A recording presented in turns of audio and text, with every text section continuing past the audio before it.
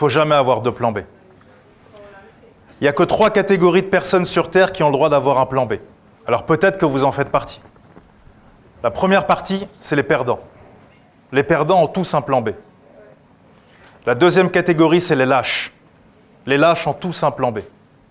Et la dernière catégorie, la meilleure, celle que je préfère, c'est les faibles d'esprit. Les faibles d'esprit ont tous un plan B. Pourquoi il ne faut pas avoir de plan B? Alors il y a un livre que vous avez sûrement tous lu, puisque c'est un des 10 classiques de l'humanité, qui s'appelle L'art de la guerre de Sun Tzu. Vous connaissez Sun Tzu?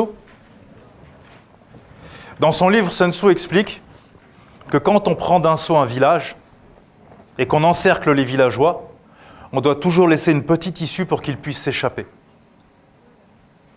Et beaucoup d'empereurs lui disaient « Mais pourquoi tu fais ça ?» Et c'est vrai qu'il se rendait compte qu'à chaque fois qu'il faisait ça, il gagnait la guerre. À chaque fois qu'il encerclait un château, il laissait une petite issue. Un village, il laissait une issue. Et c'est vrai qu'à chaque fois, l'armée gagnait. Et un jour, l'empereur était exténué et lui dit « Écoute, explique-moi quelle est cette technique extraordinaire. » Et Sun Tzu lui dit « Quand on encercle un village et qu'on va massacrer hommes, femmes et enfants, et que les gens voient qu'ils n'ont plus aucune issue, comme l'homme et la femme savent qu'ils vont mourir de toute façon, ils vont ramasser ce qu'ils peuvent et ils vont se battre avec ce qu'on appelle l'énergie du désespoir. Et à ce moment-là, une simple femme ou un seul homme peut combattre 10 samouraïs et lui tout seul. Parce qu'il a l'énergie du désespoir. Et il veut en tuer le plus possible ou essayer au maximum de sauver son enfant, sa femme et ses voisins. Mais si tu laisses une issue, certains s'échappent, certains hésitent et tu crées de la confusion. Donc si tu veux gagner la guerre, tu dois toujours laisser une issue aux gens. Le cerveau, c'est la même chose que la guerre.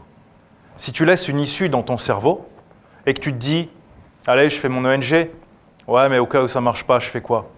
Bah, je vais reprendre la cuisine. Bah, je vais faire ça. Ouais, non, après, je ferai ça, de toute façon. » Qu'est-ce que tu es en train de faire dans ton cerveau?